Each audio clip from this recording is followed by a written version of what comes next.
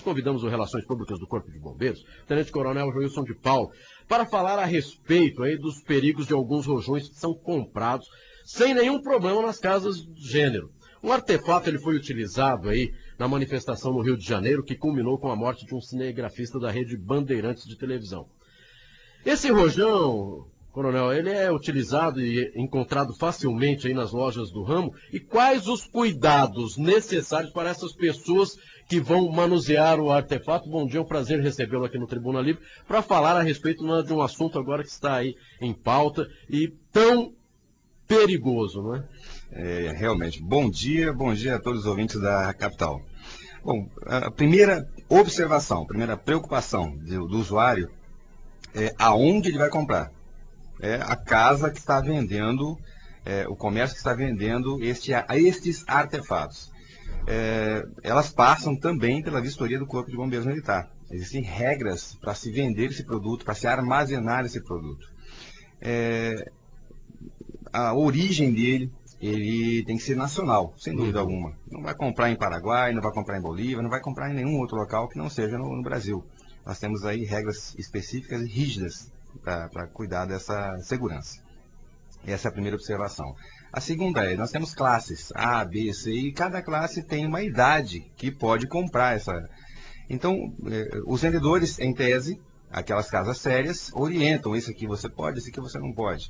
E uma outra observação é que agora, a partir de agora, da nova lei 4.335 do ano passado, do Corpo de Bombeiros Militar, o artigo 39 prevê que soltar fogos tem que passar por vistoria e aprovação, uma certificação do Corpo de Bombeiros Militar. E lembrando também que baterias de fogos, essas que são maiores, o profissional tem que ser habilitado com blaster, é um curso específico para isso. Então, existe uma série de detalhes, não é simplesmente vai lá, compra um fogo e vamos soltar, não. E aí, os menores, qual que é o cuidado principal? A caixa vem com instruções. Sim. E o brasileiro geralmente não lê as instruções. Né? Então, e nessa situação que, infelizmente, vocês estão citando, houve sim a intenção, não de provocar o óbito, creio eu, mas de lançá-lo em direção a alguém. Porque ele quebrou a vareta e deixou o artefato no chão. Se houve desconhecimento ou não temos como afirmar. Isso deverá ser investigado. Mas da forma como foi feito, infelizmente, está provado que pode causar a morte. Comandante, mas quer dizer, eu posso chegar na casa de fogos, eu quero com fogos, um estoque, 10 caixas de fogos, levo, não precisa deixar meu nome, endereço, uma ficha, né? Eu vou num hotel hoje me hospedar, o pessoal exige que eu faça uma ficha, né? Eu vou comprar fogos com um artefato que ameaça a vida de terceiros, eu não preciso fazer nada disso. Infelizmente, assim como eu estava ouvindo você comentar sobre a democracia, são conquistas da humanidade. A democracia é uma que nós não podemos perder jamais. E essa é uma observação muito interessante, porque eu teria um controle muito maior. Né? Isso é feito nos Estados Unidos, isso é feito na Europa. Então, nós podemos, sim, implementar essa medida, mas isso depende, é uma legislação, nós dependemos de aprovação também de deputados e da sanção do governador. Mas é uma observação interessante, e isso não é feito hoje, isso não é feito. E com relação à quantidade, os próprios vendedores já sabem que não pode ser em grande quantidade, você não pode, inclusive, transportar isso de qualquer forma. Tem que ter um transporte, um meio de transporte adequado. Sim, para quem vai fazer essas grandes festas, existe, por isso tem que ter o curso Blaster. Ele já sabe como que deve ser feito o transporte, o manuseio, a utilização desses artefatos. No caso do usuário comum, que ele compra em pequena quantidade, deve comprar em pequena quantidade, uma observação que nós fazemos. Compre os fogos, coloque no local do veículo e os fósforos, o que você vai utilizar em outro local.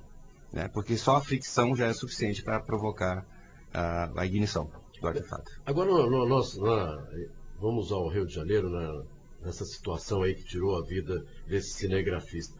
As pessoas que vão até uma loja que vende esses produtos, a maioria, será que tem noção de que um rojão como esse pode tirar a vida? Ou afetar e deixar, de repente, a pessoa por 2, 3, 4 meses no hospital quando não se tira a vida, como aconteceu ali no Rio de Janeiro? Será que as pessoas têm noção? E o vendedor, será que é o... Olha, eu quero um rojão desse aí. Olha, mas eu preciso te explicar. Será que o vendedor também tem condição de dar essa explicação ao comprador, coronel?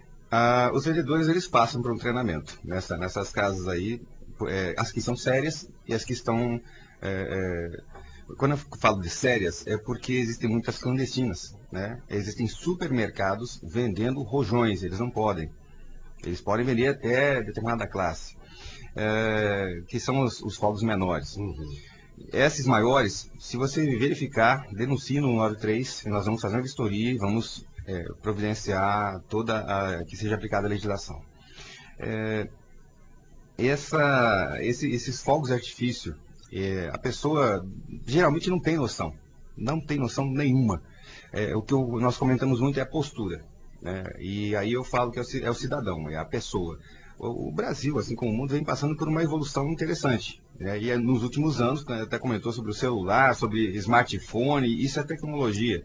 E nós temos aprendido muito. E infelizmente, nós ainda, brasileiros, aprendemos com as falhas. Uhum. Mas aprendemos da pior maneira possível. A gente continua fazendo a mesma falha. E como é que nós queremos resultados diferentes fazendo a mesma coisa? Então nós temos que ler mais as instruções, nós temos que observar, temos que ouvir os mais velhos, né? Claro. Que têm mais experiência, porque esses artefatos, eles, se forem utilizados incorretamente, vão ocasionar queimaduras, vão ocasionar perda de vista e vão ocasionar a morte, como ocorreu, infelizmente, com o rapaz da Band. Bem, Tenente Coronel De Paulo, com relação, nós estamos aí numa época de chuva, apesar que às vezes se reclama, olha, é pouca chuva, mas é uma época de chuva, de raios e tempestades. Quais são as dicas também, já aproveitando a sua visita aqui, para essas pessoas se protegerem? Porque a gente ouve falando, olha, Mato Grosso do Sul, o índice de raio é muito grande, e a gente, às vezes, olha, as pessoas faleceram porque foram atingidas pelos raios. Quais são as dicas para se proteger com relação ao raio? Com relação aos raios, nós temos aí, vamos supor que a pessoa está num ponto de ônibus. Se esse ponto de ônibus é de estrutura metálica, afaste-se dele. E não se afaste para baixo de uma árvore, que também vai ser um para-raio. Uhum. Busque um local que seja de concreto, de alvenaria, tá? Que esse local é com certeza muito mais seguro. Se você estiver em campo aberto, começar uma chuva torrencial, com descargas elétricas, ajoelhe-se, fique acocorado, sente-se, ou seja, você diminui a sua altura em relação ao terreno, porque senão você se transforma num para-raio. Existe a chance, sem dúvida alguma. Então você tem que diminuir o risco para que isso não aconteça. Muito cuidado quando você estiver próximo a cercas, qualquer material metálico, afaste-se o máximo que você puder. Por quê? Uma descarga elétrica como um raio, são milhares de volts. Então, vou me afastar 5 metros, não vai ser o suficiente. Nós temos descargas elétricas em cercas que pegaram, por exemplo, 2 índios, eles estavam bastante afastados da cerca. Uhum. Então, aquele campo elétrico que é formado, ele vai ocasionar um choque elétrico que pode dar queimaduras ou parada cardiorrespiratória ou até carbonizar a vítima.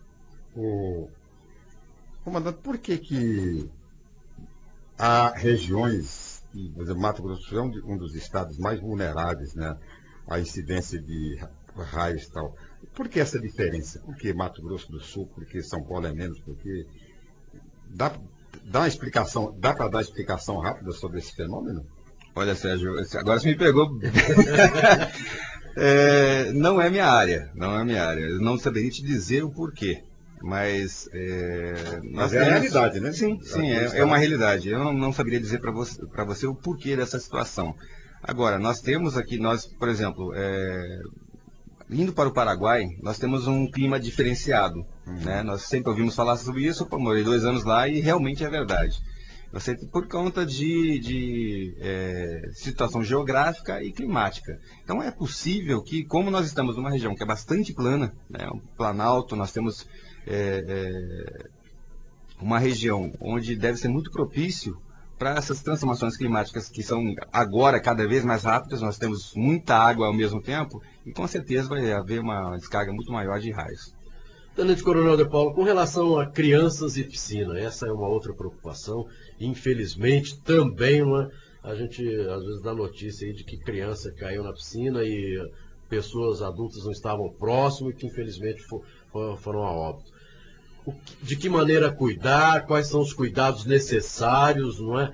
E claro, com relação também aos clubes. Hoje o clube é obrigado a ter salva-vidas, uma pessoa especializada para cuidar não só de crianças, mas também dos jovens. Sem dúvida alguma, você tocou num ponto que é crucial. Vamos primeiramente falar dos clubes. É inadmissível, não que o clube não tenha o seu salva-vida, mas que o usuário vá a um clube que não tenha salva-vida e não denuncie um 93. Uhum. É inadmissível, nós estamos em 2014, nós temos que mudar a nossa postura. O usuário o cidadão tem que denunciar essas situações. Com relação à piscina em casa, criança, todo cuidado é pouco. É atenção redobrada ao extremo. Proteção na piscina, sem dúvida alguma. Ou você coloca cerca, ou você coloca portão, ou você coloca lona, não importa. O que importa é, quanto mais você dificultar o acesso da criança àquele local, melhor. E uma coisa que é básica, a criança vai se interessar se ela ver alguma coisa. Então a lona, ela cobre a água. Uhum. Ela não vai ver a água. Se você colocar uma cerca que ela é transparente ou que ela é uma cerca de metálica, ela vai ver a água. Então ela vai se interessar e vai tentar quebrar aquele obstáculo, a barreira. Uhum. E ele vai puxar uma cadeira, vai tentar subir e por aí vai. Então, independente do que você utilizar, busque se cercar de toda a segurança. Inclusive existem dispositivos hoje em dia que você coloca na água. Ele balançou a água, ele dispara uma sirene. Bem, para encerrarmos, depois daquela tragédia na Boate Kiss, fiscalização das casas noturnas e bares aqui em Campo Grande e no Mato Grosso do Sul, como é que está o trabalho do Corpo de Bombeiros?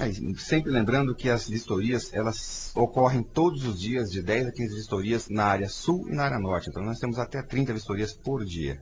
Nós intensificamos final de ano e início de ano, mesmo por causa do carnaval. De todas elas, apenas umas 3 ou 4 das que nós vimos ano passado, que estavam irregulares, mas já devem estar regularizando. Tenente Coronel Joilson de Paula, Relações Públicas do Corpo de Bombeiros, quero agradecer a sua participação aqui no programa Tribuna Livre e nos colocarmos à disposição do Corpo de Bombeiros, não é? Porque nós somos parceiros. Nós é que agradecemos, muitíssimo obrigado e bom dia a todos. Bom dia.